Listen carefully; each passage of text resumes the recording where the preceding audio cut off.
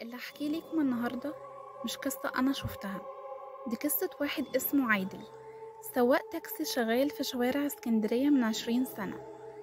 عادل عمره ما كان بيخاف من حاجة ولا عمره صدق في الأشباح والكلام ده، لحد الليلة اللي غيرت كل حاجة.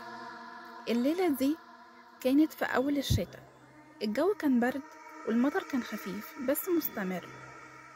شوارع اسكندرية كلها كانت فاضية تماما وكل الناس قفلت على بدري، إلا عادل كان بيحب يشتغل بالليل علشان الهدوء. حوالي الساعة كانت 3 بعد نص الليل، كان سايق من سيدي جابر ورايح ناحية محطة مصر، وفجأة وهو معدي من جنب شارع صغير ضلمة جدا، كان وصل عند محطة الرمل. شاف راجل واقف على الرصيف. الراجل ده كان لابس بدلة رمادي قديمة وماسك شنطة جلد صغيرة في ايده. وشه ما كانش واضح بسبب الضلمة، بس عينه كانت ثابتة على التاكسي كأنها بتخترق الإزاز. شاور بعصبية لعادل ووقفه، فتح الباب وركب في الكرسي اللي ورا، وقال بصوت هادي بس في حاجة غريبة جدا في صوته: هتودينا المقابر القديمة اللي ورا المنارة. عادل قاله تمام، اقفل الباب بس عشان البرد. الراجل قعد وما نطقش تاني وسكت. من أول لحظة عادل حس بحاجة مش طبيعية، العربية بردت كلها من جوه، كأنها فجأة دخلت فريزر، والمراية بتتبخر كأن في أنفاس حد بس مش باينة.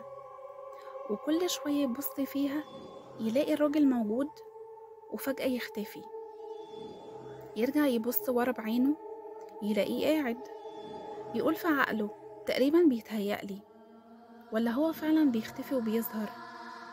بعد شوية وهما ماشيين على طريق مقطوع جنب البحر، الراجل قال فجأة: أنا كنت ساكن هنا زمان. عادل قاله: بس مفيش مساكن هنا، دي منطقة مهجورة من زمان.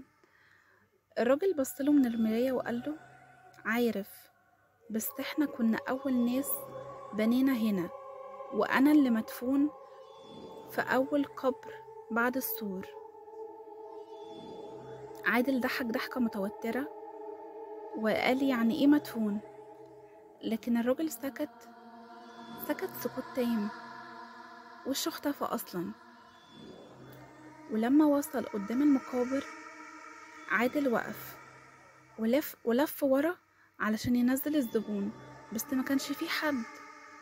الكرسي كان فاضي تماما، ولا شنطة ولا ريحة ولا حتى صوت، بس كان فيه تراب كتير جدا على الكرسي، كأن حد جاي من جوه الأرض وقاعد عليه.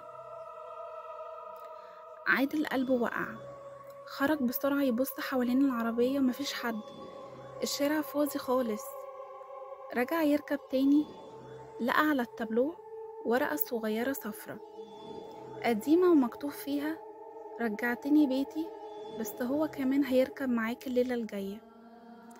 عادل من يومها كل ليلة الساعة 3 بيحس ان في حد بيركب معاه، بس ما بيتكلمش، بس بيراقبه من المراية بس. وفي يوم تاكسي عادل اتصور بكاميرا مرور وهو ماشي لوحده، بس الصورة كانت باينة فيها راجل قاعد على الكرسي اللي ورا بس وشه مش واضح. ومن ساعتها عادل اختفى تماما. التاكسي بتاعه اتلاقى في شارع مهجور جدا، في نفس الشارع اللي ركب منه الزبون، والتاكسي مفتوح وموجود فيه المفتاح، والكرسي ورا عليه تراب كتير جدا بشكل فظيع.